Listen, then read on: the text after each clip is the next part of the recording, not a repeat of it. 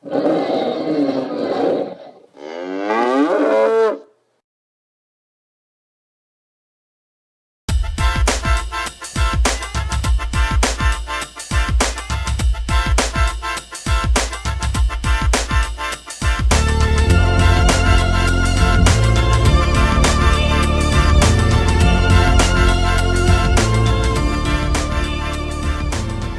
everybody, what time is it? It's game time. It's January 1st, 2016. Happy New Year! You're listening to John and Ted's excellent Gamecast, but you know what? You already knew that because you're smart. Yeah, that's right, I said it. Yeah, you knew that. I'm your host, Ted Edwards, CEO of RaptorCow, the company that brings you the show, and this is episode number 13, the best of episodes 0 through 12 holiday special. How was everyone's New Year? Hopefully it was great. Mine's fantastic. Looking forward to a great 2016. So, RaptorCow and the show, we have some huge goals for this upcoming year, and we're excited to bring them to you and bring them into fruition. So, a couple of things. Let's see, what do we got going? We're launching the podcast on YouTube. That's pretty awesome, right? It's going to be put out in pieces, so you'll be able to see it. Just the interview sections, you'll be able to see the boss battle separately, and you'll be able to see everything all together and the topics of the week. So it'll be a nice deal. You'll be able to find it on YouTube and just be able to get the show in many different ways. We're also going to start a video show, bring you some cool content on games, some Let's Plays, highlights of game devs, unique projects in the industry, you name it, we got it. We're going to be on Twitch and YouTube as well, so that'll be pretty fun. Get to check us out, see what's going on there. RaptorCow is also creating some game conferences to bring gamers and developers together, and that'll be fun. That's coming probably second quarter of 2016, right before E3, so I'll look forward to that. Stay tuned. If you're interested, get a hold of us, of course. And lastly, hopefully one of the goals is we're planning to start and design the development of RaptorCow's first game project, designed by yours truly, me, Ted Edwards. So I'm excited for that, actually very excited. So plans are in the works. So as you can see, we have tons to look forward to this year. This podcast is looking to new heights as well. We're going to continue bringing amazing guests like the ones we've had so far, and that's what really supports the show is the guests and you, the listeners. So if you're listening, help support the show. There's tons of ways you can do that. For starters, you can keep listening and give us feedback. That's huge. You can email us at jtexgamecast@raptorcow.com. Get a hold of us on social media. All of our social media is JTEX Gamecast. It's Instagram, Twitter, Facebook, you name it. You can join our Facebook group, which is John and Tech's Excellent Gamecast group. Now, my personal social media is Tedwards44, Tedwards44, and that's everything. Twitter, Instagram, Facebook, you name it, I'm on it. Twitch as well, so get on there. Another thing you guys can do is share it with everyone, and I mean everyone, even your dog. He jumps on your Xbox when you're gone. You can donate to the show. That really helps us. It helps keep the lights on. It helps keeps things going, and we appreciate it. You can do so by going to the podcast website, which is www.raptorcow.com/JTEXGamecast. Or you can send me the email to the email address, and trust me, we'll find a way to take your money. No, we'll put it to good use and keep things going. Also, if you know any developers or cool projects that you'd like to see on the show, you think they would benefit from being on the show, go ahead and point them our way. We'd love to have them on, and those guests would be great to have. So what's this best of thing that I'm talking about that is going to be happening here on this episode? So the plan is, as we go on through the next few episodes, is every 15 shows or so, we plan on doing a recap of the best because there's so many great guests. We don't want them to get lost, and there's just a lot of fun moments that happen. It's also just really fun to do and listen back to the goofy stuff that goes on here. So this first little recap or mashup starts from episode 0, where John and I introduce ourselves, and you guys get to know us and who we are and why we talk to you guys every week. All the way to episode 12, which was last week. We're going to highlight a lot of things. So there's going to be an episode, like the initial part is going to be John and I, like the interviews, and that's what we talk about. And then we're going to talk about football, because we always talk about football, so we're going to highlight the best football talk moments. Then we're going to highlight some interviews, because we have a variety of guests from different backgrounds, all working towards success in the gaming industry. So we're going to highlight those, and that'll be fun. Then there's going to be the boss battles, the best of the boss battles, and there will be spoilers. So if you don't want to hear who wins the boss battles in some of those, then go ahead and skip ahead a few minutes on that point once I cue those up. And we're going to touch on a couple of topics of the week, because every week our guests bring something pretty awesome to the table, and they talk about some good stuff. So we're going to highlight a couple of those. We have 2 good ones there.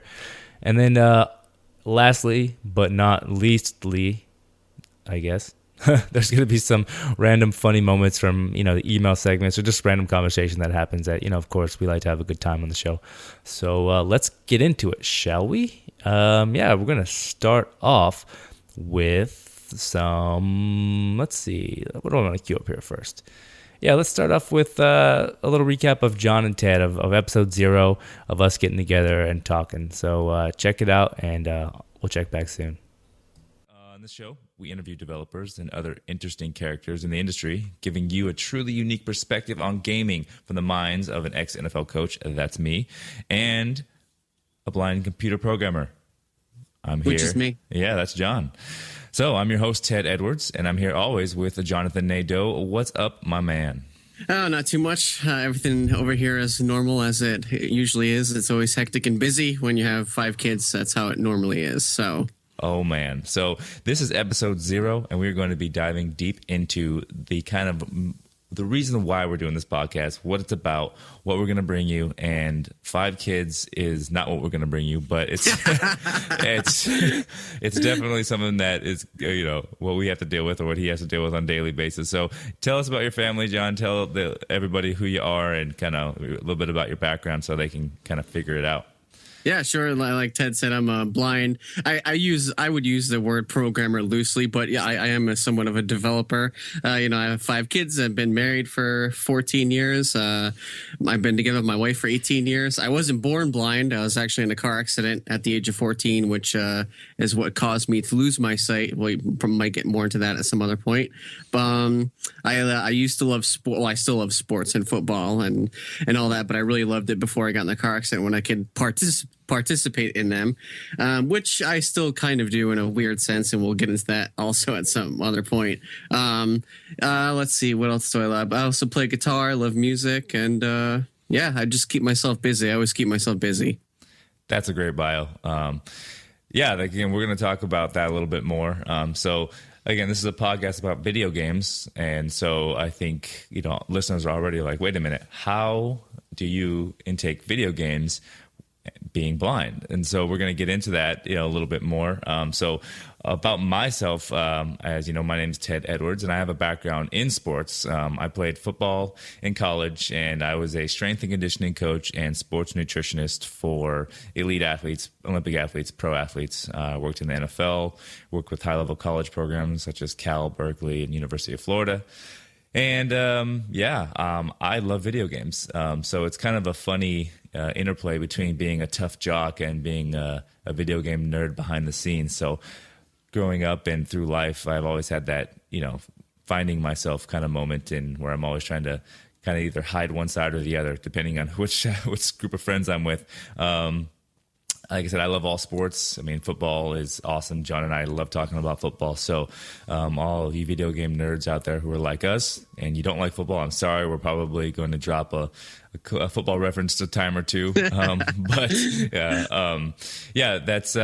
I'm currently in Los Angeles, California. I think that's a nice sunny place to be. Los Angeles is interesting. There's a lot of traffic here. I'm a San Diego guy naturally, so still Southern California, but San Diego is just so much better. Sorry, LA. San Diego just rocks. But that's that. Like I said, I've been playing video games ever since I can imagine and remember. I think I was 4, or I think it was like 1989. I think I got my first video game system. I never looked back. It's been a huge part of life. So that's why, one of the reasons why we started this podcast is to kind of bring that out. That's some funny stuff there. John and I had a good time, but John and I are nerds, but you already knew that. That's just a little snippet of that episode. That's episode 0, so go back and listen to it for the whole thing because it's about an hour and 10 minutes of us just riffing off each other, just having a good time, talking about games and why we're here doing this stuff. So, yeah, that's fun. So let's get into the next part. We talk a lot about football, and it's one of my passions, old football player, and John loves football as well. So we always, talk a little bit about that on the show, and that makes it a little bit more unique to most video game podcasts. But so we're going to just do a quick highlight of some of our favorite football moments that we talked about. Just a couple of them just to get you in the mood for the rest of the stuff. So we'll check back here when you listen to that. Welcome to episode number 10 of John and Ted's Excellent Gamecast, and happy 2-loss holiday to everybody out there. Patriots go down again. We are so excited. John, high five through the through the microphone. Exciting day it is. Fist bump. Yes, I am your host, Ted Edwards, CEO of RaptorCow, and as always, I'm here with Jonathan Nadeau. What's up, man? I know you're happy too. Oh yeah, it was a great NFL Sunday. Denver win, New England loss. It doesn't get much better than that. We get 2 holidays in a row. That's awesome. I'm so excited. And here's a statistic. I don't know the exact number, but it's been, I think, roughly 10 years since New England has lost back-to-back games. Wow. That is amazing. So this is really a holiday. So what are we going to do to celebrate? Oh, man, I've already been celebrating. Yeah, same thing, too. So, Ed, what have you been up to these days? Oh, man, everything. Since we're on the football topic, I'm celebrating, albeit I know it's going to be brief, but my team, the Buccaneers, won yesterday. Oh, man, ouch. you just admitted that on a live podcast. Oh, man, hey, man, that's my team.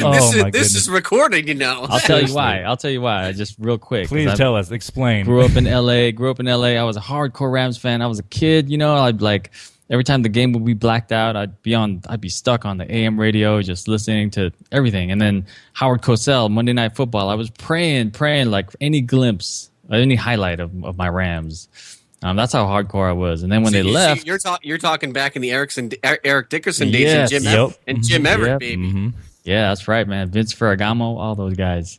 And then they broke my heart. They left, and I was like, I'm not gonna root for no team in St. Louis, And so yeah. What's that about? It was crazy. And, it was like the closest thing to me at my childhood to like a death in the family, like them moving away.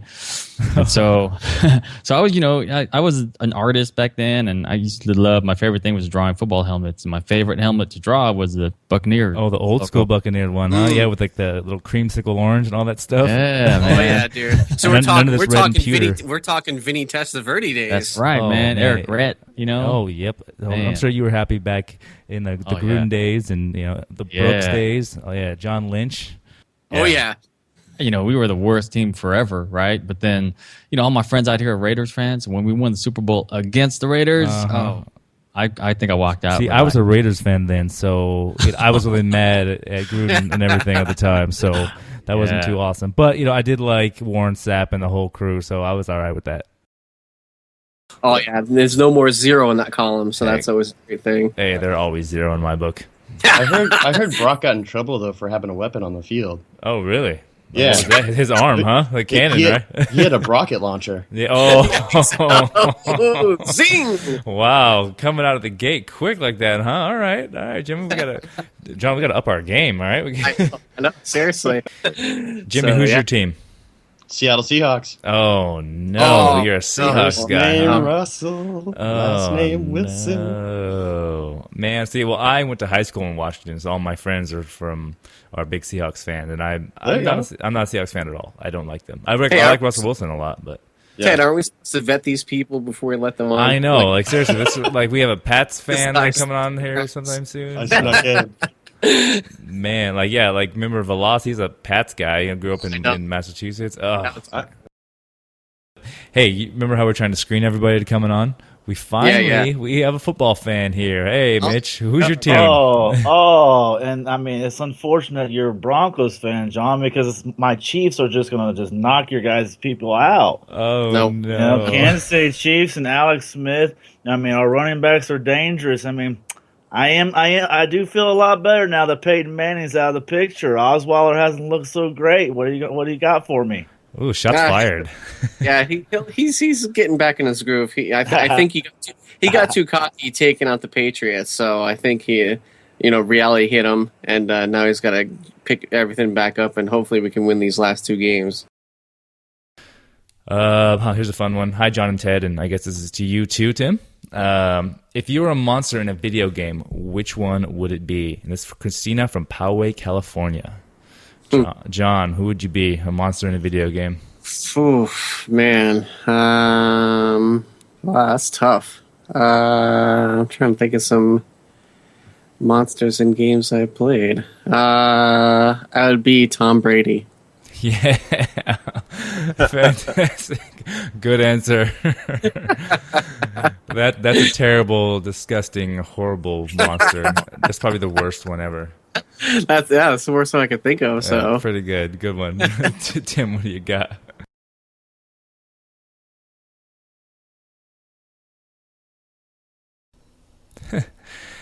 We love football. Hope you enjoy that. Let's move on to the highlights of the interviews. Yeah, the staple of our show is the guests that we have on. I mean, John and I like to have a good time, and we're the personalities. I'm the host. John does a great job interviewing our guests, but our guests and the community of video games really make the show. We have amazing developers, artists, sound designers, programmers, gamers, entrepreneurs, personalities, just everything in the gaming industry that kind of bring this show some life, because they all are unique in their stories or what they're doing in the industry. And it just shows how diverse video games are as a medium. They're not just a thing that, mainstream says waste your time or just an entertainment medium. They are a way of life, and they are an art form. They are a skill. They are all a science. They're everything. And it's pretty awesome that we like to bring the stories and on the passions of people to fruition and to show them what's going on. We like to provide a platform for them to get their project and their stories out and basically just hang out with us. That was what my goal was when I started this podcast and set it out to do that. It was to really create a community and really give indie devs, anybody in the industry, just a way just to kind of bring everyone together and get your story out, because stories are cool. That's what we are, people behind it. And just because games are a electronic medium of entertainment, they still bring people together. They are a happy point in people's lives, and there are people behind that who share those passions, and I like to bring those together. So we've had some pretty awesome guests, I have to say, and so we're going to highlight a few interviews. Go back and listen to the full shows, the full interviews. I mean, they're good 40 minutes long each. It's good listening. You won't be disappointed. All the stories are awesome. If you are disappointed, I'm sorry. We'll do better, I guess. It's probably John and I's fault, not the guests. So we're going to start with episode number 8, Chase Bethia. The game was called I Can't Escape Darkness, and the part of the review quotes, I know that Ted had requested it, so I found it. Actually, it said that the sound design is even better, consisting of uncomfortable silence broken up by footsteps and slithers. The sound is probably the scariest part of the game. That's awesome. Yeah. So take That's it back. cool. Yeah. So take it back. So sorry to interrupt, John. No problem. So people just listen to the interview part. What did you do to do the sound? Because we're talking about your composing. We'll get into the composing, make music tracks, but this was separate. So you created your own Foley box, right?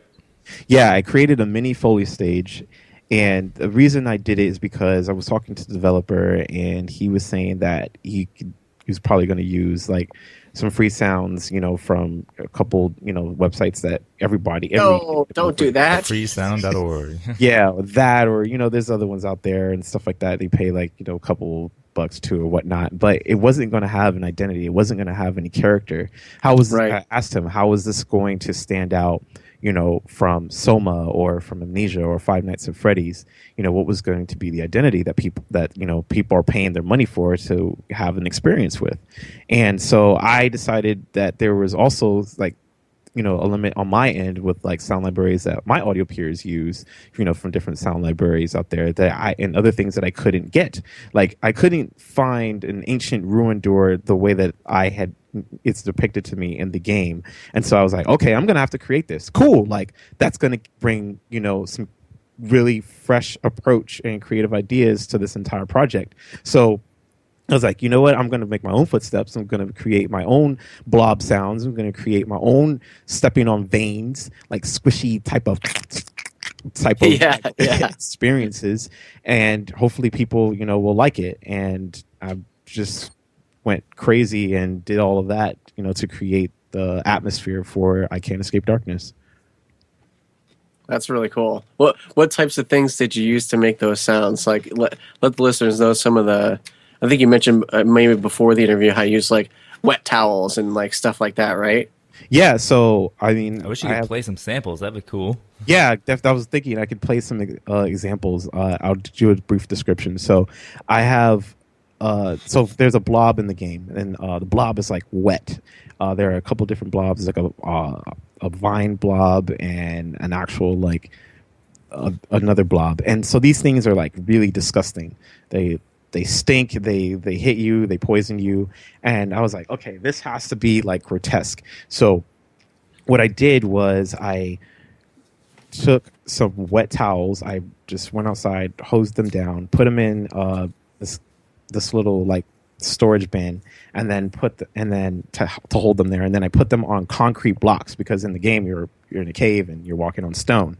So I bought the concrete blocks from Home Depot. I put them on there and I just start pounding on them, and I hit them with hammers and I hit them with my fists, and I stepped on them and get as much iterations and files as I could recorded. And then to add on to it, like I did earlier, I just used my mouth for like little like just slushy type of like nasty nuances, for that, and I layered it. And you'll hear what it sounds like. So that was one of the things that I did. And then for a pickaxe, I was shopping around the neighborhood. It was like, I think garage sale day or something. And I found, it wasn't really anything good. I was really looking for games, but I found a metal bat. I found a metal bat. This little girl had a metal bat. And I was like, and I hit it and it said ding. And you'll hear that. And I was cool. Ooh. I was like, okay, I want that, and I can use that as the pickaxe and layer that. So I used a hammer, and I used the actual metal bat to hit with, that to make the pickaxe sound. And then some things I use literally, like I found, actually, there's a flashlight in the game, and it's a specific color. It's like black and yellow, and I found an actual black and yellow flashlight from the Dollar Tree. And I was like, perfect. This is the I Can't Escape flashlight in my hand. I didn't have to get a 3D model of this or anything. Like it's physically here. So I used the actual click buttons before the actual flashlight. That's funny. In real life. And like I bought some boots, and I used like the boots, to walk on the concrete. I used leaves and plastic bags for the vines, excuse me. And for the veins, I used the same mechanism, but I actually wet some plastic bags and layered it on top of the wet towels to give that more of a solid foundation, and a couple other things as well. That's cool. That must have been fun doing that. Yeah, it was. It's a lot of work, but it's actually really fun, and I recorded some of my sessions on my phone and things like that. So maybe you guys, if you want to check them out, I'd send them to you. Next up is Ed Trillo, episode number 2, talking about the hustle.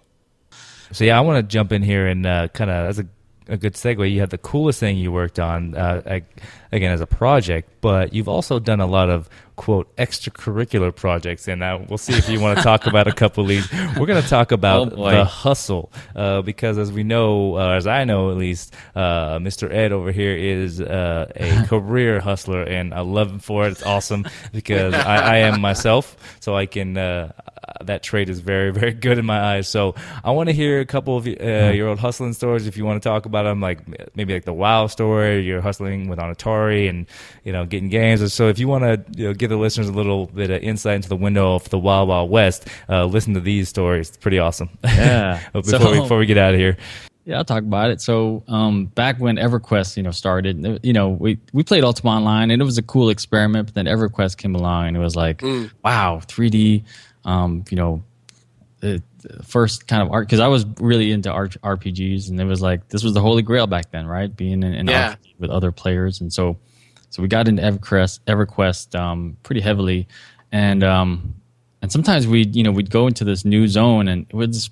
Back then it was like the graphics were pretty cool, and so you take screenshots, and then I'd post them up on whatever message boards we were on, and then I'd start to embellish them a little bit, and maybe add little effects and stuff like that, and then that just sort of kind of evolved into these really cool like portraits that I was doing for my friends. And this is all on WoW, right? On World of Warcraft? No, this is an EverQuest. Oh, you first. started on EverQuest. Oh, see, I didn't know that aspect of it. Oh, wow. EverQuest. And then some guy saw it and he said, "Hey, can you do me? I'll pay you $200." Right? And I was like, "Wow, people will pay for this?" And so I did his portrait, and I printed it out on canvas, because it was easy back then. I had a nice printer. Get canvas paper and sent it to him. Paid me $200, and then next thing you know, I was like doing it for other people. And then I switched over to WoW, and then, once I got my feet wet in WoW, and blew up, and it blew up, and I became like this celebrity of just this, mini celebrity, I guess, that was doing all these portraits. And every time I'd have a new update, they would post it on, some of the big WoW like blogs, and I remember the day I'll never forget it, where it really blew up was, I sent the news bits to people and hoping that they would post it. And it got on the big one. It was on Alakazam before. Oh, yep, Alakazam, He posted it, and I came in. I remember waking up, going into my emails, and I got like 50 new emails. I'm like, what is going on? And I checked, and I had like 12,000 hits that day. Whereas I was at 3,000 total before that. Yeah. So and so all these requests, and I was forced to start this business, man, just making portraits for people. And the requests came from everywhere. People who would meet in game, and then they'd get married in real life, and the guy wanted to get his wife like no kidding portrait of him, their two characters and their pets, and that's awesome. And they would tell me what they wanted to wear, and and people were paying anywhere between $200 to $500 for these things. Ooh, man. Yeah. And you were adding like cool effects, like your own little spin on style, and right? You use like the in-game type stuff as well, but you also added like your own deal to make it even cooler, right? Yeah. So it was. So yeah, that's awesome. It wasn't like a lot of people were doing like airbrush paintings or whatever, but the thing that drew people to mind, the reason why I was like the most popular is because I was using their in-game screenshots. Yeah, it looked like the game. Yeah. But you couldn't get, there were poses that you couldn't get in game. So I would, it would be like a photo shoot. We would sit there and I'd press X, so I'd be, I'd duck, so I can get kind of under them, and then I have them wave, so That's so crazy. I get this position of their arm waving, and then I'd make them do a dance, and then I'd get another position of the arm, and then, put them in this really epic kind of pose, with the weapon. Man. And even if they didn't have the weapon that they wanted, I'd go find it from somebody and take a screenshot. And then just Photoshop it in, and exactly. Yeah, so it was fun for a while, and then it just got too much, man, and I had to stop. And Justin French, episode 7. About that. So John here is the journalist on staff, and he's gonna get you. So without further ado, John, take it away with the interview. Hey, Justin, thanks for coming on. You've made it this far, so that's good. Yeah, it's been good so far. So, so we talked before before the podcast started, but for everyone listening, kind of start us off like how did you had quite the interesting road, but how did you get into this industry? What was it, a game that you were just like, okay, this is what I want to be doing, or what got you to where you are now? I think. When I was really young, I always wanted to get into games. I think I designed my first game when I was about 12 or 13. And but then I kind of lost interest because I didn't realize that. At the time, I wanted to get into games, but I couldn't get in because of I didn't want to learn programming. So I forgot that's that. a problem. Yeah, that's a little bit of an issue. Exactly. Yeah, so I ended up going into audio. I studied sound design and audio engineering at uni. Ended up working in the music industry for a few years, and then I was lucky enough to get a gig, freelance gig at a place called Side. Now, for people that don't know who Side are, they are one of the biggest producers of dialogue for the games industry. So they work on loads and loads of AAA games. One of the big ones they worked on recently was The Witcher 3. They just did. Nice. Amazing game. If you guys haven't played it yet, very nice. Star Wars: The Old Republic. They were one of the studios that were involved in that. Warhammer Space Marine. So I got the chance to work on a lot of games while I was working with them. And after that, I ended up freelancing, doing sound design and music production for a load of small indie studios.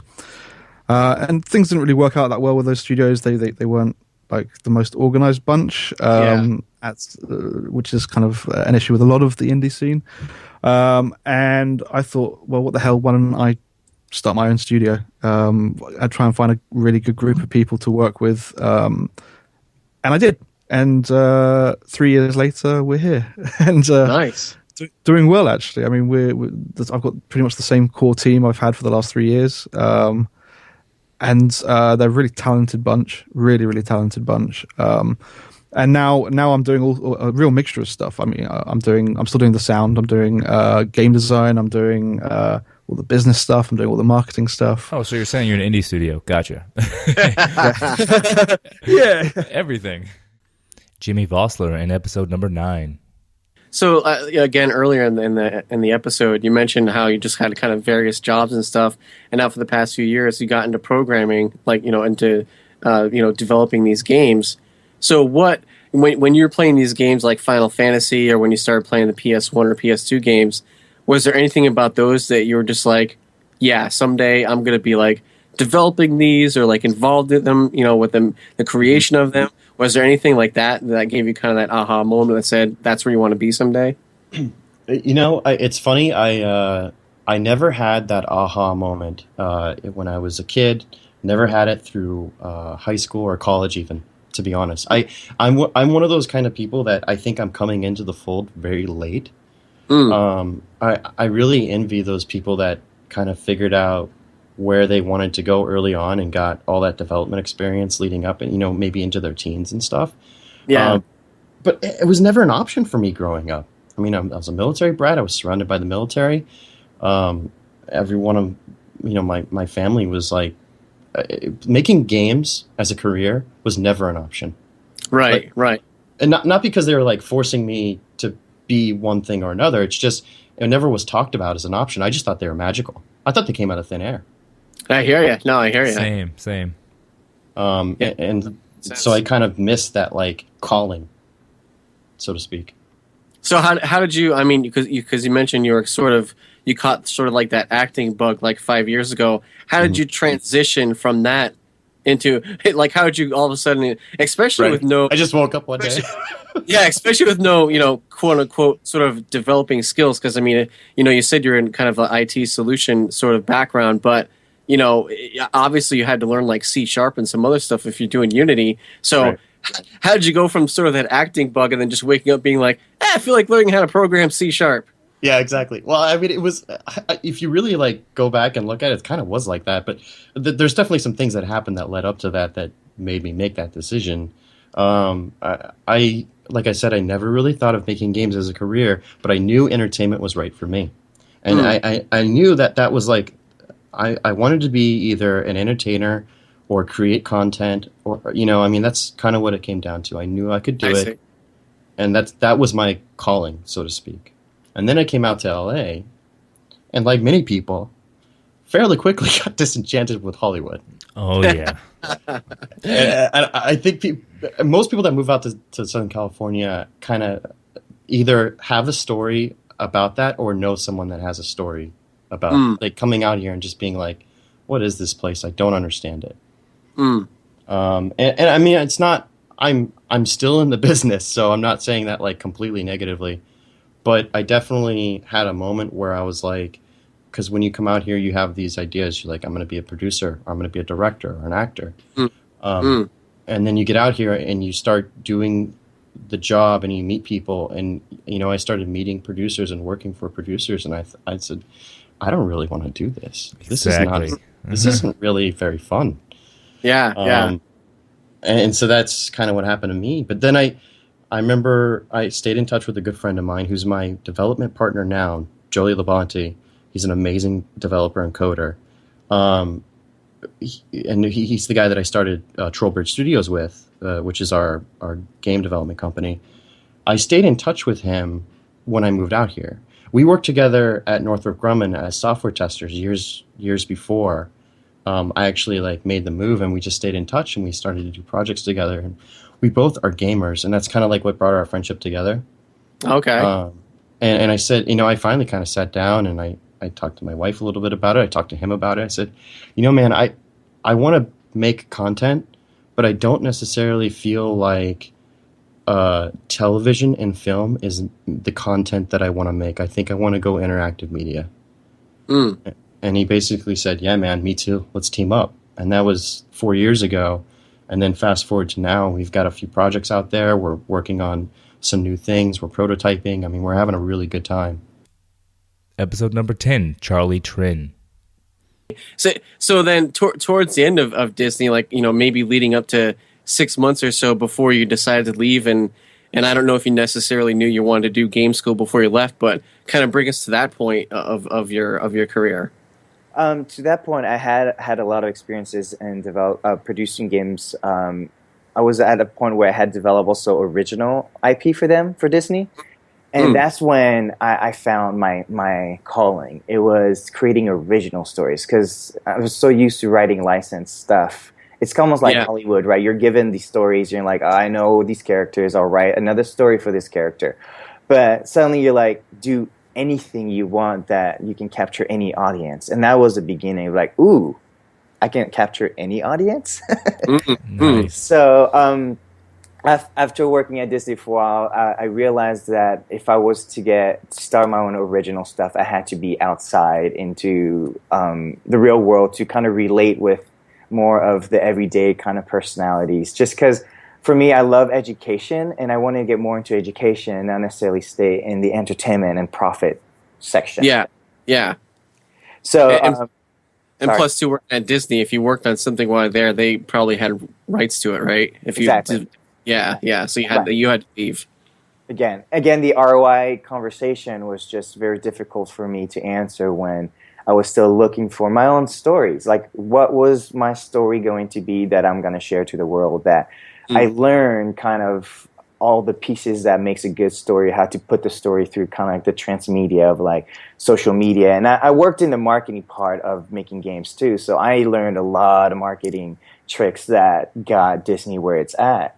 So I wanted to kind of find a way to develop my own story. So I kind of left everything, left Disney, left my personal life, I went actually and left the country for 2 months to kind of go through a walkabout spiritual journey, nice. looking Where'd you for go? my story. I went to Egypt for nice. 2 weeks. Oh, that's cool. Yeah, and then Egypt is cool.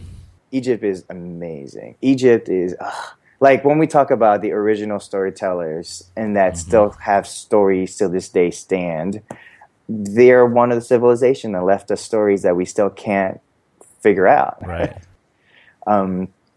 And then I went to Madrid to, it was kind of a layover to my bigger trip, which was Peru. And I went to Peru to the city of Cusco and Machu Picchu. Yeah.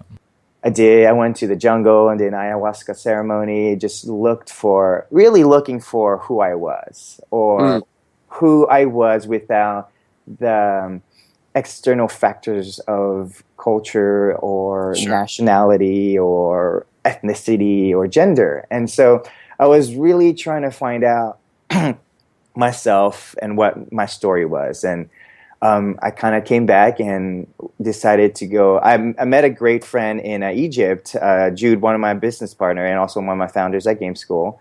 And he kind of took me through Silicon Beach, which is kind of like the new tech hub, tech startup in Santa Monica here in Los Angeles, which is kind of riding the waves of Silicon Valley in San Francisco. And that's kind of where I felt like I got my startup boot camp in all those kind of there's a lot of events that were happening, met a lot of startups. Co-working space is huge. Yeah. Where Oh my everyone gosh, is Santa Monica's coming everywhere with together. that. Yeah, exactly. So we started 2 companies there where develop heart center tech. It's kind of a way to give recognition to leaders that are leading from the heart in the technology department, the technology industry. Because when I left Disney, I wanted to look for heart in an industry.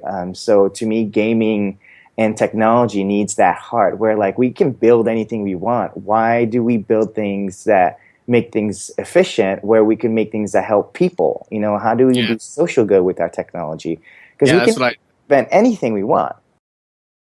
And last of the interviews is Alex Cote with episode number 5. Listen to some of your music, which hopefully we can get a sample here in a second. Sure.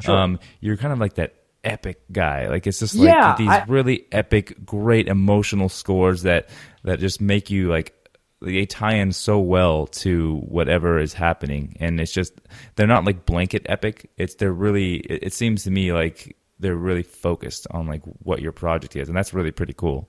Thank you very much. No problem, man. Yeah. I think that leads back to him saying what really got him into all this. The ring scene. Yeah, totally, exactly. Lord of the Rings, Halo, all that stuff is that sort of the epic. That's not. Can we get a sample? Yeah, sure. Question mark? Yeah, totally. Let me. Give the sample a preface. Explain what it is. Real quick before we move into the last phase. Let's give a little explanation. Okay, oh gosh. So I played one for you guys earlier. I'm gonna play a different one. I think. What is it? This is a demo I did for a gig. I did not get this gig, but I wrote this piece of music and I ended up really liking it. And the reason I'm gonna play it for you guys is that it has that synth I was talking about with like the Trader Joe's bottle. And since I talked about that, I figured I'd let you guys hear it. It's sort of like this. It's like the first thing you hear. It's this big breathy like pad. Cool. And so this is a video game I demoed for. It was it's being made by an Australian team. It's kind of like a side-scrolling adventure game where you're like you're an ant or you're a type of bug. I don't think you're an ant, but you're like you're exploring the underground world with all these different bugs and creatures, and it feels very Zelda to me, but with like this like earthy vibe, right? Awesome. So I was like, okay, this game is like, one, I really like the vibe. And so I was like, okay, it's earthy. So that's why I pulled that synth up, because I was like, I want something that feels organic, but is not natural. Right. So you go with that, like. Well, hit it. Let's hear it, man. Sure. So here we go.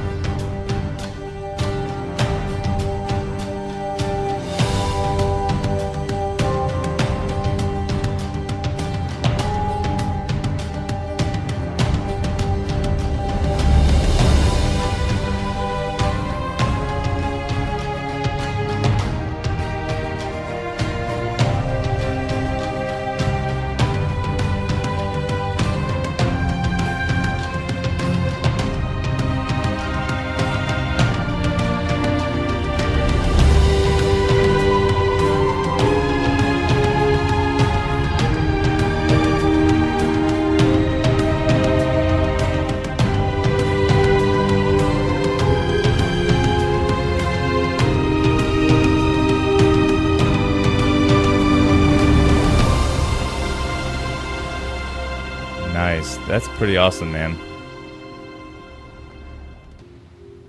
Yeah, dude. Yeah, I really like that. Dude, you didn't get the gig after that? I know, that's what I'm saying. They missed the ball on that one. I really like that. Thank you. No, for They real. weren't deaf developers, were they? For real. No, they wanted to work with somebody who was in their country, and so I totally respect that. Oh, yeah, okay. So, There's because that. they're often like Australia, New Zealand, and I get that. Like, I'm in Los Angeles, so no matter like how good the music is, someone's just like, we just want to work with someone local, and I like that's totally fine. All right. No episode of John and Ted's excellent Gamecast is complete without our signature boss battle. This is an epic showdown where our guests navigate basically a gauntlet of trivia levels en route to take on the boss of the week in a final encounter. I really have fun with this. I love the questions that I find, and our listeners send in. I really have fun creating the boss battle question every week. It's really fun to me. I love science. I'm a nerd, and I like to kind of try to tie in video games, the villains, kind of what they're about, into the science of real life, and it's kind of a fun thing to do. And it's been pretty tough so far. We haven't had a very good success rate, but we've had a couple people do it, and so we're going to highlight some of the best moments or the best boss battles. The bosses are generally a video game villain, but this will morph later, just a general video game characters or something unique. Who cares? It's just a really fun thing that we're doing, and because in gaming it's all about beating the boss, and that's the fun thing. Just a note, there will be spoilers, so if you don't want to hear who wins the boss battles and you haven't listened to the episodes, I suggest that you skip ahead right now. Go back and listen to the episodes because the episodes are awesome. Hopefully by this time that you're listening to this or shortly afterwards, all of these episodes will be up on YouTube, so you can skip to the boss battles if you want to do so. Our three highlights are final and boss encounters in order of appearance. Ed Trillo from episode number 2, Ed Moore, episode number 6, and Tim Porter, episode 11. And it should be good. I think Ed Trillo fought Bowser. Ed Moore, he fought Zeus. And episode 11, Tim Porter fought Dracula. Are you ready for the boss encounter with Bowser himself? No. All right. Well, we're going to do it anyway. Bowser is up, and here we go. 30 seconds on the clock, and your boss battle finalizes. Now, don't forget you have a power-up. In biological terms, Bowser seems to be a mishmash of reptiles. Excluding Tartarus, which there are only 2 living species, name an example of an animal in each of the 3 major taxonomic orders of reptiles: Crocodilia, Stomata, or Testudines. So name an example from Crocodilia, an example from Stomata, and an example from Testudines. 20 seconds. Just throw out some reptile names and tell me Okay. You have the 50-50 if you like. Yeah, say Give me a power up, 50-50. Ed. Power up, right? One of them. Power up. In Crocodilia, it's crocodile. There you go. Okay. And Stomata and Testudines. 10 right. seconds. Name some Wait. reptile. Wait, what's the name? Any reptile? In 5 seconds, Stomata. Okay, what's a turtle. Reptile? Okay, in which one? I know it. In Stomata or It's Testudines? a reptile. In Stomata or Testudines? Testudines. Okay, and then Stomata is what? Name. Give me an example. Of 3, Stomata, 2, a gecko. 1. And time. And Gecko isn't even a reptile, is it? It's an amphibian. there you go. Well, so your boss battle is now over, and you got your power up, which is good. Crocodilia are alligators and crocodiles. So if you would have said anything in an alligator or a crocodile, you would have got that one, which you did. So good job. That's 1 for 3 on this one. All right. You said turtle, and you put that in Testudines, right? Uh-huh. Ding, ding, ding, ding. That is Yeah. correct. The order of Testudines are all tortoises and turtles. Correct. So 2 out of the 3. Now the last, Stomata. You said a gecko, which you then said was not even a reptile, it's an amphibian. Clearly said snake. Right, but we're going to go back. You said gecko. A gecko is actually a type of reptile. Oh, it is. Yeah. So, are you ready? Yeah. Stomata is the order in which snakes belong, as well as lizards, and Gecko is a lizard, so you got all three correct. Yeah! You took down Bowser. Congratulations, Ed. You are the champion. You have defeated the boss for the week. Can't believe it. Congratulations. You also go home with nothing, just like a loser, but it's okay. You have the satisfaction of winning the boss battle, and awesome. Good job. So, hey, way to come back from behind. Yeah. Nice job. We're going to take a break, and you can relish in your winnings and enjoy the moment. So we're going to take a quick break, and we're going to come back with some emails. Here we go. Zeus is the pinnacle of power in Greek mythology. He ruled Mount Olympus and all the cosmos with his powerful weapon, lightning, and struck down all those who opposed him. Your question. Lightning can and often does strike in the same place twice. Where in the United States does lightning strike 100 times per year on average and has even been subjected to 49 strikes in a single day? Okay. Plenty of time. Talk through it. Is it a city or a building? I can't say. Can't say anything. Mm-hmm. I'm gonna say, oh man, 49 times in the same day. In a single day, got struck by lightning. Man, 10 seconds. I'm just gonna go with my gut. Empire State Building. Final answer? Yeah. Alrighty, to end time. Okay. So, getting on the way to Zeus. It was a rough ride. That was a hard palace climbing up the mountain to Olympus. He kicked your butt. Mm-hmm. So the question was, lightning can often and does strike the same place twice, contrary to popular belief. So where in the United States does lightning strike 100 times per year on average and has even been subjected to 49 strikes in a day? Your answer was the Empire State Building, correct? Yeah. The answer is indeed the Empire State Building. No. You have taken down the boss for this week. No way. Congratulations. Nice job, Ed. You are the champion of Zeus. You are only the second person to do it, and that is fantastic. Congratulations. Wow. Give yourself a hand and a pat on the back. Woot. Awesome. Wow, that was a great answer, and this is actually very true. The Empire State Building has lightning repelling stuff built into it, so it has a lightning system that distributes the electricity throughout the building, so it doesn't short circuit anything. And isn't that a crazy stat though? I told you that I knew lots of random useless knowledge. And you did, and you have taken down the boss.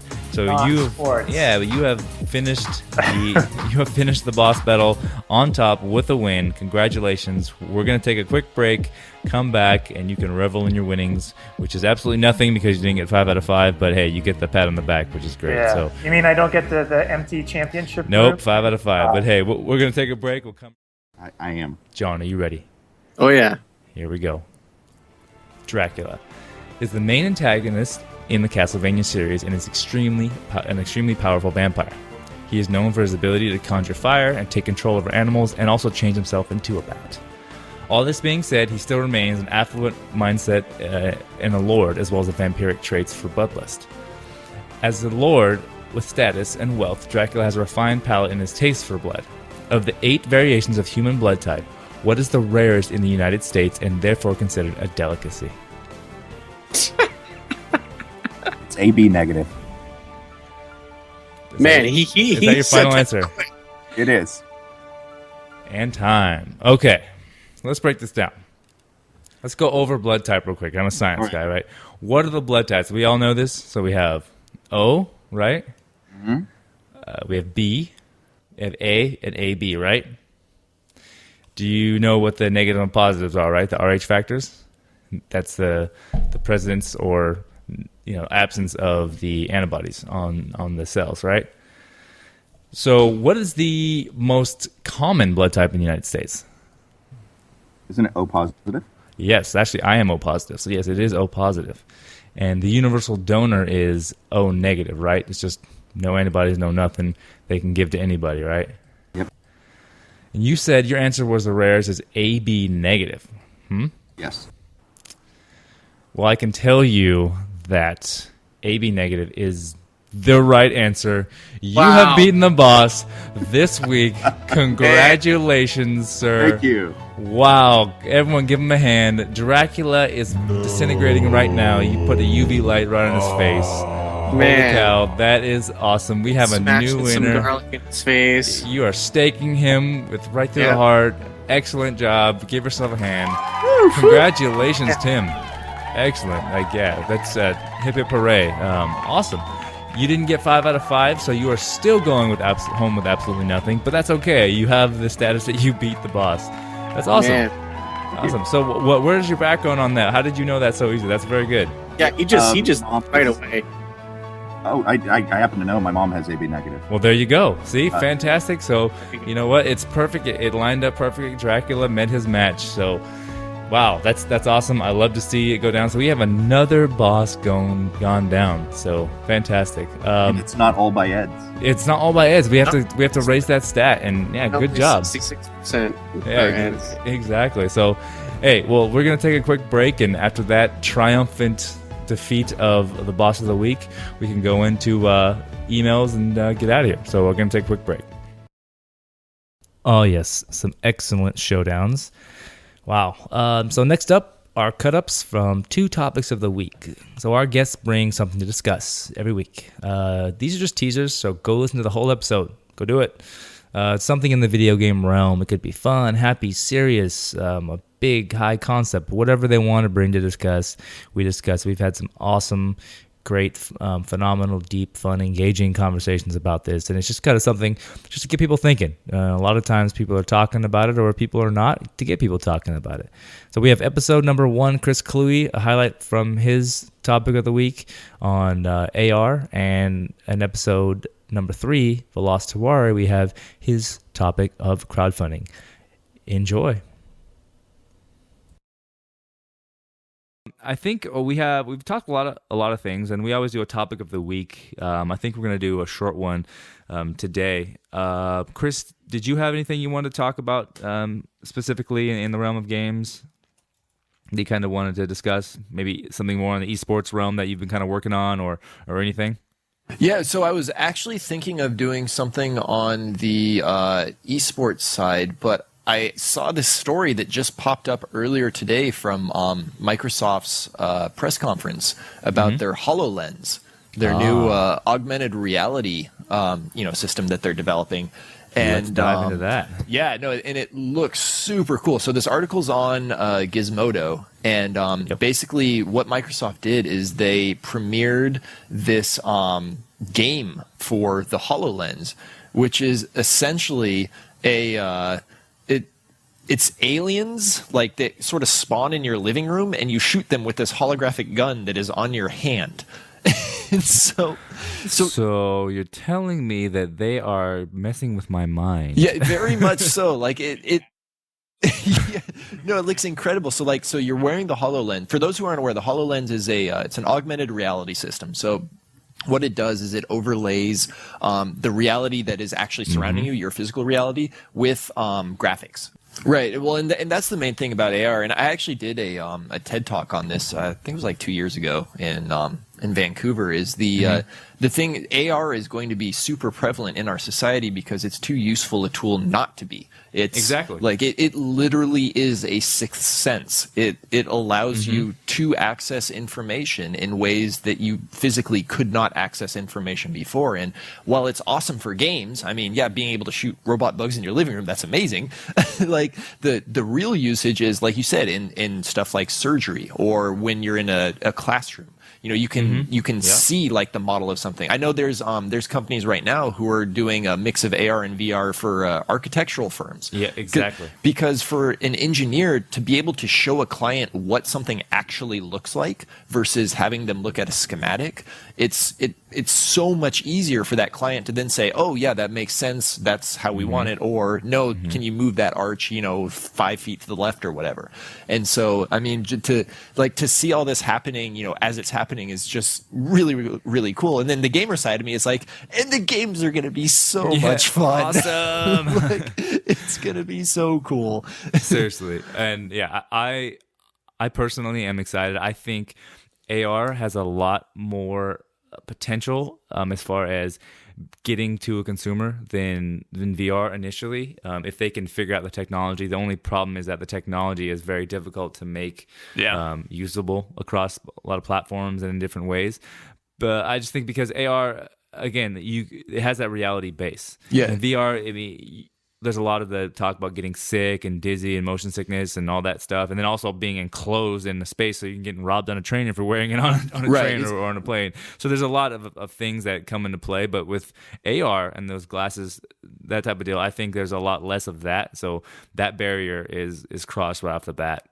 So I think AR is going to be pretty cool. Yeah, well, and I also see them as two different experiences. You have AR is kind of, that will fill the niche of basically what our cell phones fill now. Because what your cell phone is a portal to the internet, right? It allows you to access all that information, but you still have to go through the cell phone. What AR does is now it puts that information directly in front of you in a visual environment, and you can then customize it to display the information you feel is necessary. So, say you want to have like a low light mode when you're walking around because maybe your vision isn't that great, or maybe you're colorblind and you need your AR lenses to highlight certain colors, so that way okay, that's a red light versus a green light. Exactly. Stuff like that. So AR is more the everyday walking around usefulness, that it's a tool that you're using over and over and over again. Whereas VR is more of it's experience. It's an experience. It's a leisure time. It's what you do when you get back to your house and you want to really escape to another world. You want to be fully immersed in something, and you can be, because it's like sitting on your couch playing a video game. Like that's that's the VR experience. Only it doesn't just have to be playing a video game. It can be, okay, I'm viewing a football game, from the perspective of the player. Like I agree with that. I agree with the tool versus experience analogy. That's kind of what I've been pushing every time I talk about the two, because I'm very interested in those type of deals. And like I said, like the AR, I think it's going to be very, very important to technology in general and to the advancement of what we're going to be doing in the future. Think about space travel and other things and beyond.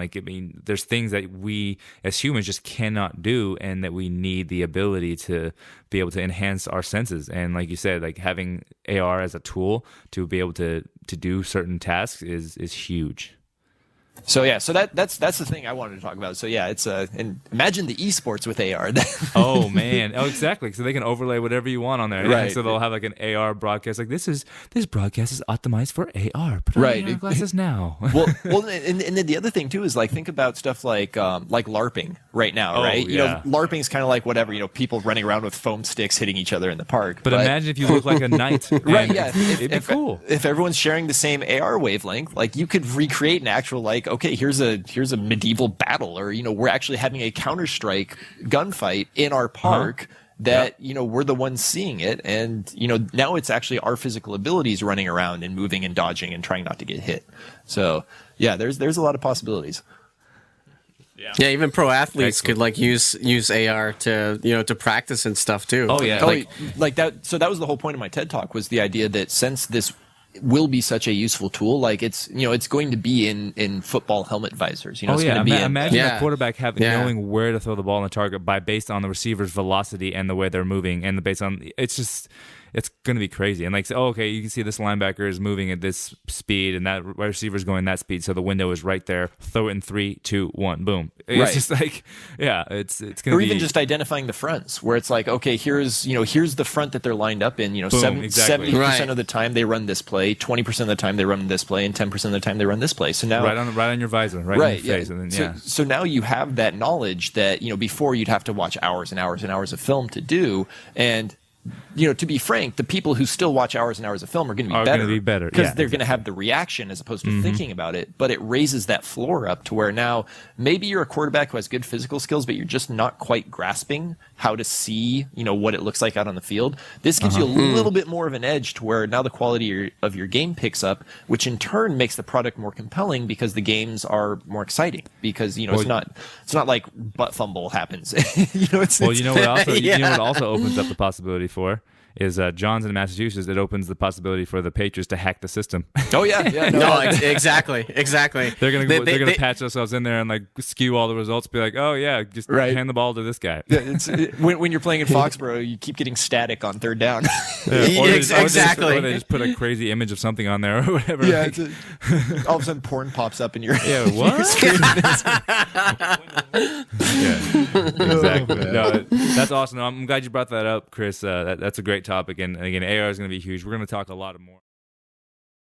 But yeah, I guess let's get into the topic of the week. So, did you have something that you wanted to bring to the table, Velas, that we could talk about? Yeah, I mean, I've always been very curious, especially from an indie, as to crowdfunding. Sort of. Right up our alley, right, John? Oh yeah, absolutely. Yeah, Kickstarter, crowdfunding. There's recently been news about the Star Citizen crowdfunding. They raised like some ungodly amount, 80 million. Yeah, we talked about it last episode, actually. Yeah, so it's an interesting kind of. It's always a challenging thing to take on as an indie, but it's also sometimes you need those funds to move forward. Mm-hmm. Yeah. Well, it's challenging. I think you and I actually talked about this a little bit beforehand off the podcast. It's challenging because when you're in an indie studio setting, you're doing so many things. You don't have just one thing to worry about. You're doing 9 different jobs, right? Well, crowdfunding itself, running a campaign is a full-time job. And John knows this, and as well as I do, that it takes a lot of effort, a lot of time, a lot of energy to run a successful crowdfunding campaign. So that's where it's difficult to do the whole crowdfunding thing. So I'm gonna let John go on that because he's got a lot of good insight on that. Because John actually helps me with a lot of crowdfunding campaigns that I do with my company, and he's actually helped me with one before. So he's very, very successful at that. And so John, take it away, my man. Yeah, I mean, crowdfunding I love crowdfunding because it takes away. It sort of takes out the middleman. Like, you've lost as an indie developer. You can go straight to your consumers. So it's like crowdfunding is cool in a way too, where you can test the market to see if, is someone interested in this game? Will people buy it if I make this game? So you could almost use it as like a test case scenario. Not that you would base all of your decisions on it, but I mean, you could launch you can launch a campaign, promote it, and be like, hey, here's kind of like some wireframes. There's some, screenshots of a game I'm thinking about. Here's how it would play. Even if you code up a couple of, a level, just one level for people to see it stuff, you run the campaign, and then you can tell whether or not, if it gets funded, hey, people want this game. If it doesn't necessarily mean the market doesn't want your game, but maybe it's a good, maybe you need to change something, maybe you need to, Yeah, it could be presentation, it could be messaging.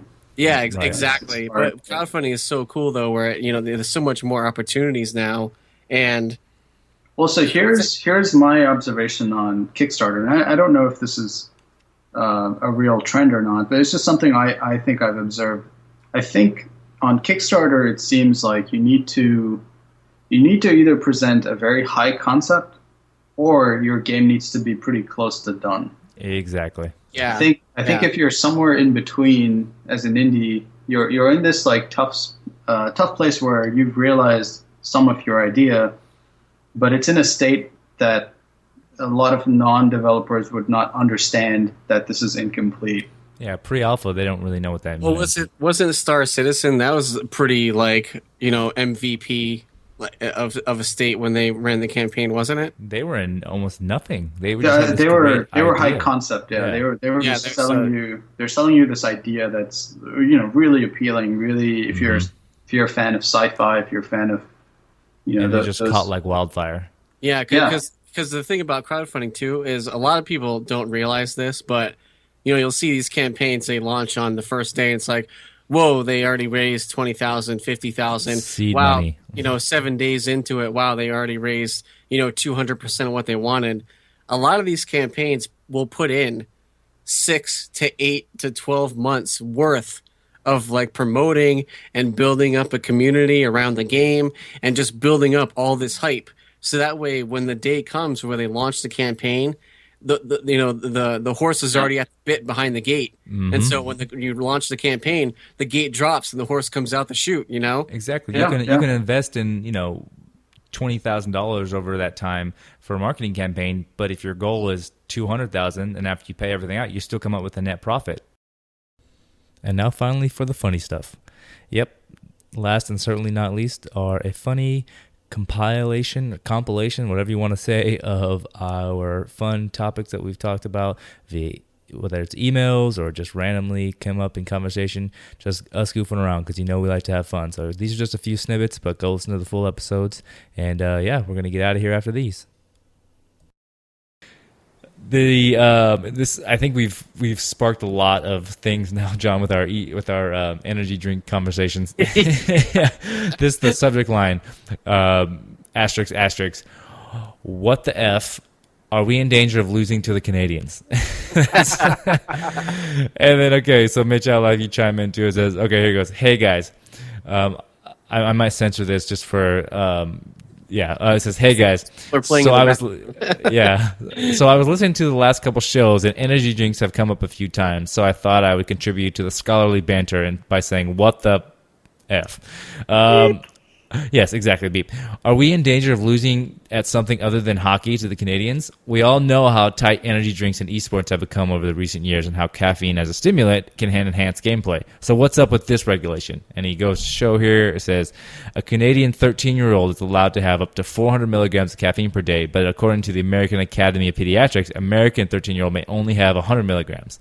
Oh, yeah. And then he goes into the American Academy of Pediatrics, the 100 blah, blah, blah, and a lot of other stats and of the limits and and he goes, it's just, are we missing the opportunity to use and abuse PEDs or performance-enhancing drugs to augment our gaming due to regulations and limitations like these? I do not want to lose to Canada. James B. from New Jersey.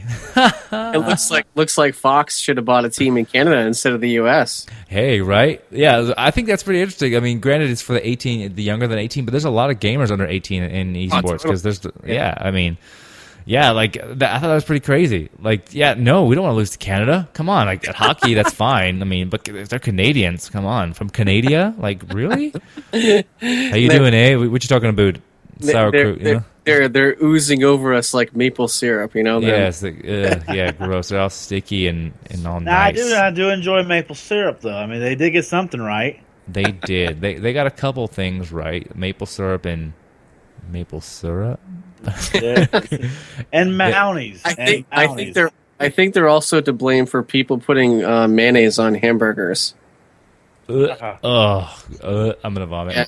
Yeah. I think they started that whole thing. That's just wrong. Ooh, actually, you know what? This is a good segue. Thank you, John. Let me see. Aha, great segue, John. So yeah, James B. Are we in unanimous agreement that we don't want to lose to Canada in anything besides hockey? Well, as a French Canadian myself, go Canadians. Okay, podcast over, John. You're cut. This is now Ted's Excellent Gamecast, and we will be featuring a American only brewed product. We're made in America for Americans only. We don't outsource our jobs. RaptorCow. We believe in supporting. Okay. Oh. Okay, so this is I got this email and I almost died laughing. Okay, so this is perfect with the Thanksgiving and eating a lot type of deal. It's kind of a good segue here. So it says, hey guys, and the subject line is actually, how much is too much? Exclamation point, exclamation point, exclamation point.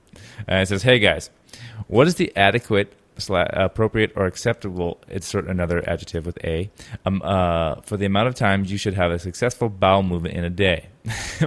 My friend and I were debating, and once a day was the FDA approved dosage, but what about more or less? Is there a standard deviation? What's the min, max, median, and range? As you can see, this simple debate quickly turned technical, and we haven't solved anything. As a side note, it started because I must mention that during extended intense game sessions, I will often go 2 to 3 times due to the intense action taking place.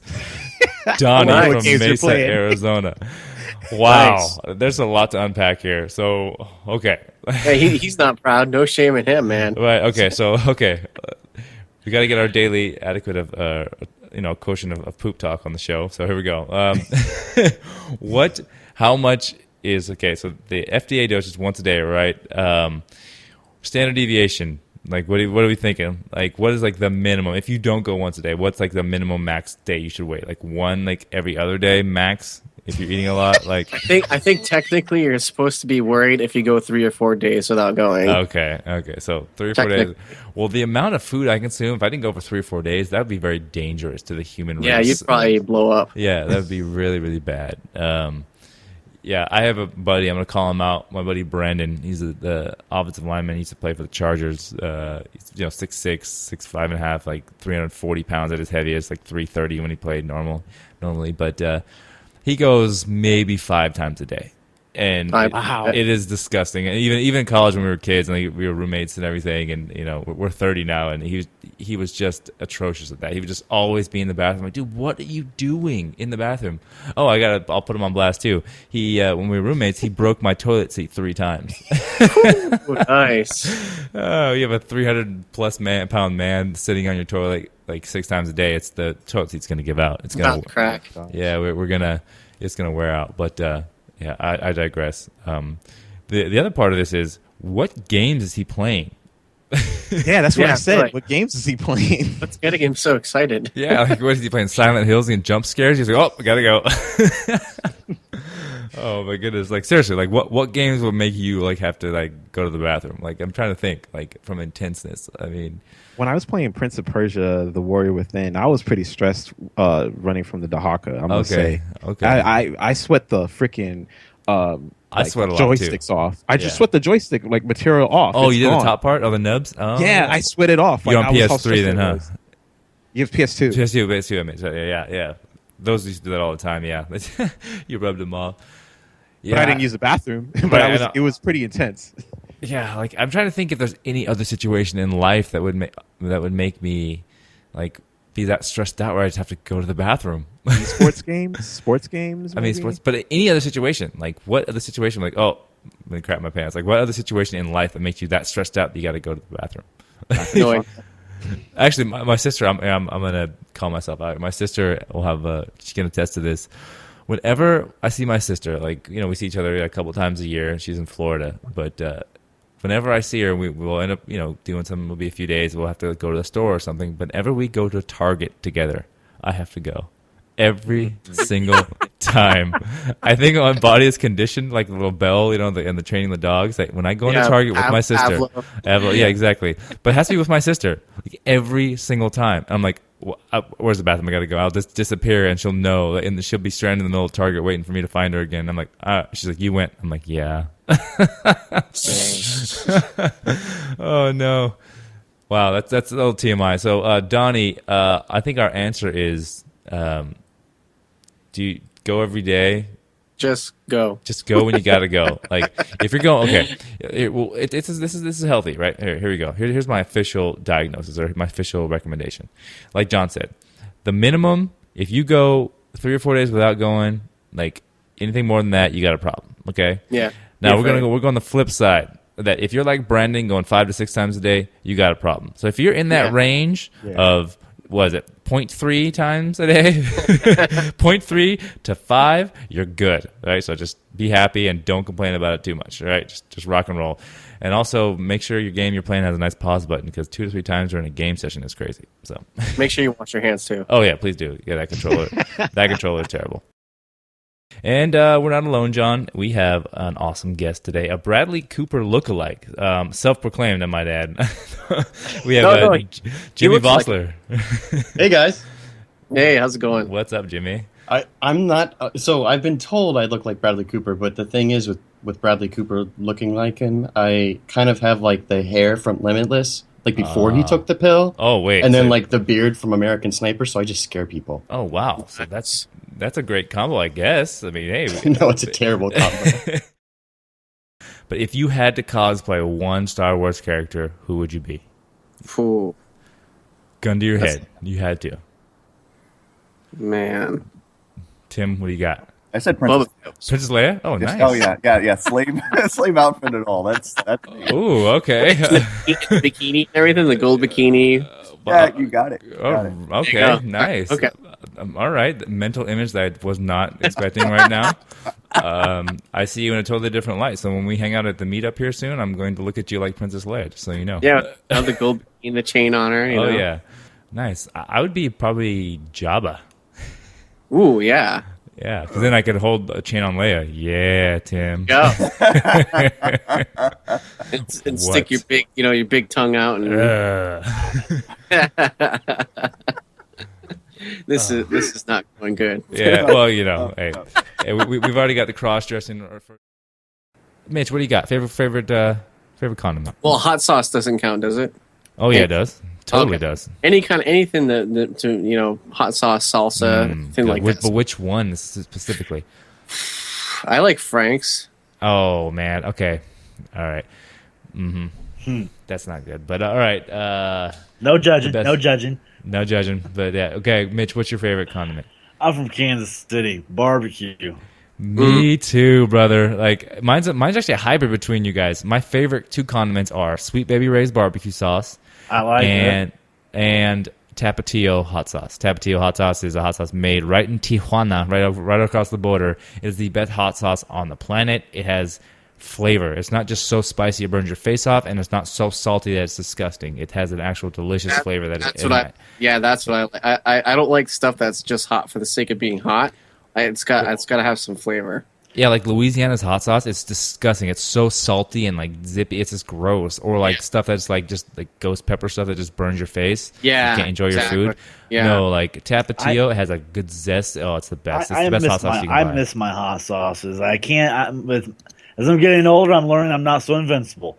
Stuff will go through you really quick. We've had some poop talk on the episodes before. It's okay. Yeah, well, all bets are off. That hot sauce is just I miss it. But I'm Kansas City's known for barbecue, and barbecue sauces. That's how we base things around here. Mm-hmm. Yeah, John and I had a conversation. There's the 3 kinds of barbecue. There's a Texas barbecue, Southern barbecue, and KC barbecue. Oh yeah. Memphis. Oh, can't forget Memphis barbecue. And there's no going wrong. I won't say that. No, there's no going wrong. They're good, but they all have a distinct style. Yeah.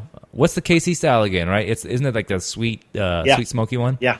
And it's something that we have a lot of different flavors, of I the know same my barbecue type. sauce, bro. That's my favorite. It's a smorgasbord of choices when I want to have barbecue. This week is our awesome segment called Mike, Tell a Video Game Joke. All right, I got a good one for you here. All right, so without further ado, Mike's video game joke is coming on. This is if you guys have a joke that you want Mike to tell on the cast, go ahead and send it in to the email address jtxgamecast with the hashtag or the subject line video game joke. So, Mike, you got 2 of them for us. Is that correct? Yeah. All right, go lay it on us. You ready, John?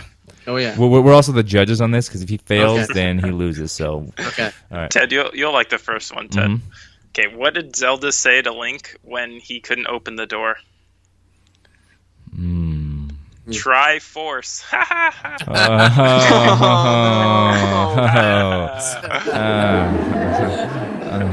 Powers, Dr. Evil laugh. It's pity, Mike. Go. Okay. Hold on. Deep breath. Okay, guys. It was on a scale of 1 to 10. I give it like a 3.5. No way. That was like a 7 for me. All right. Moving on. That's good. Can I tell a non-video game joke? You can tell if you can spin it somehow and make it like a video game joke. I'll give you plus 2 cool points. I can't really spin it. Okay, well, we'll tell another video game joke and then tell your non-video game joke, and then we'll get out of here. I don't really. I was hoping for you to say yes, that I could tell a non-video game joke. Tell a non-video game joke, and let's get out of here. My non. It's actually 2 words. Caitlyn Jenner. Oh no! Ouch! Oh, on that note, send all of your hate mail to. Please, JTX Gamecast. Don't say that. What was the timestamp on that? I'm going to be a big long beep. Wow. Rip Michael. On that note, now that we lost all of our listenership, thank you for the 3 people left listening. We appreciate your time. So I think that's it. Happy New Year. I hope you had fun looking back with us on episodes 0 through 12. Let's make the next 15, that wasn't really 15, but you know the deal. Let's make the next ones great, and let's make 2016 a great year indeed. So you know how to get a hold of us. Email us at jtexgamecast@raptorcow.com.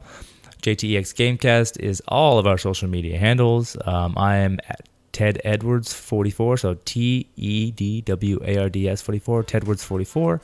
That's Instagram, Twitter, Facebook, all the above. Find us on iTunes. Subscribe, share with your friends, all the above. Rate and review us.